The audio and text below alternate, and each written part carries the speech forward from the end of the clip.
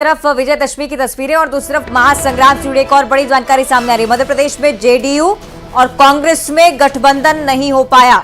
JDU अकेले चुनाव लड़ेगी। आपको बताएं कि जेडीयू सूत्रों के मुताबिक 2 सीटों पर जेडीयू कांग्रेस में बात चल रही थी, लेकिन उम्मीद यह भी जाहिर की जा रही थी जेडीयू की तरफ से कि कांग्रेस 2 सीटों को लेकर कहीं ना कहीं समझौते की स्थिति पर आएगी।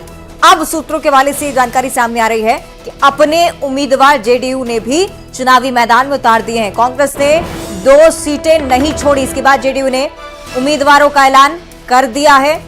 एक बड़ा राजनीतिक हलचल के तौर पर आप इसे देख सकते हैं। घटनाक्रम ऐसा जिसमें ये माना जा रहा था कि कांग्रेस और जेडीयू के बीच कहीं ना कहीं सामंजस्य जो है वो बैठ सकता है, साथ साथ मिलकर चुनाव लड़ सकते हैं। 2 सीटों पर बात भी चल रही थी, लेकिन कांग्रेस ने दोनों सीटों को छोड़ने से इनकार कर दिया है और इसी के चलते जेडीयू भी अब मध्य प्रदेश में चुनावी मैदान में दोनों सीटों को लेकर दम भरती हुई जेडीयू अपने उम्मीदवार उतार दिए हैं। समझौता नहीं हो पाया है। राष्ट्रीय स्तर पर जब आप समझौते की या गठबंधन की बात करते हैं तब पार्टी के तेवर अलग, लेकिन अब मध्य प्रदेश की हलचल भी आप देखिए। सहयोगी अमितेश हमारे साथ जुड़ रहे हैं। अमितेश, क्या कुछ बताती है खबरें अभी तक? यहाँ बिल्कुल जेडीयू और कांग्रेस के बीच में बातचीत चल रही थी और जेडीयू को इस बात की उम्मीद थी कांग्रेस 2 सीटें उसके लिए छोड़ेगी और इसके लिए जो सूत्र बता रहे हैं जेडीयू के, उसके मुताबिक जेडीयू की टॉप लीडरशिप और कांग्रेस की टॉप लीडरशिप संपर्क में थी।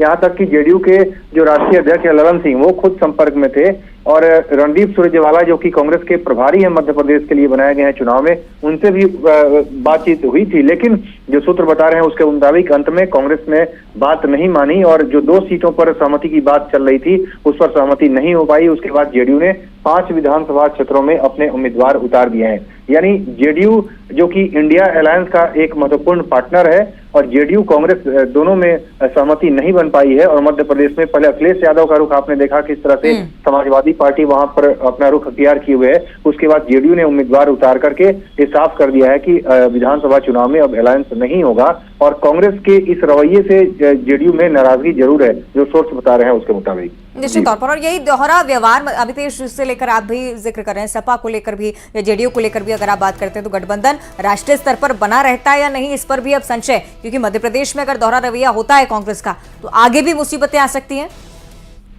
देखिए, इंडिया अलायंस में एक बेहतर संदेश देने की कोशिश पहले की जा रही थी। जब मुंबई की बैठक हुई उसके बाद कई सारी कमेटी बनाई गई, उन कमेटियों की बैठक भी हुई थी दिल्ली में। उसके बाद एक मैसेज देने की कोशिश की जा रही थी कि भोपाल में एक रैली की जाएगी अक्टूबर के फर्स्ट वीक में और उसके बाद हम लोग एक साथ विधानसभा लोकसभा चुनाव हर जगह सीटों का बंटवारा करेंगे, तालमेल करेंगे। लेकिन पहले तो भोपाल वाली रैली रद्द हो गई थी। उसके बाद इस तरह से समाजवादी पार्टी का जो रुख रहा है, अलग चुनाव में उतरने की तैयारी कर रही है और जेडीयू का जो रुख है उसके बाद कांग्रेस के लिए निश्चित रूप से ये परेशानी का सबब बनेगा और खासतौर से इंडिया अलायंस है उसके सेहत पर भी इसका असर जरूर पड़ेगा आने वाले दिनों में। ठीक है अमितेश, बड़ी बात मध्य प्रदेश में ये भी होती है कि जो छोटी छोटी पार्टियां होती हैं उनका वोट बैंक भी काफी स्ट्रांग होता है। हो सकता है कि आगे कांग्रेस को विफलता का सामना करना पड़े, हालांकि देखना होगा वक्त क्या बताता है। बहुत शुक्रिया आपका मिथिलेश, फिलहाल पूरी जानकारी के लिए। तो देखने वाली स्थिति के जेडीयू और कांग्रेस के गठबंधन ना होने से आने वाले चुनाव पर क्या कुछ जानकारी सामने आती है। चलिए एक बार फिर से विजयदशमी को लेकर हम जानकारी जुटाते हैं, क्या कुछ नजारा चल रहा है ये भी देखते हैं। सहयोगी वासु हमारे साथ जुड़े हुए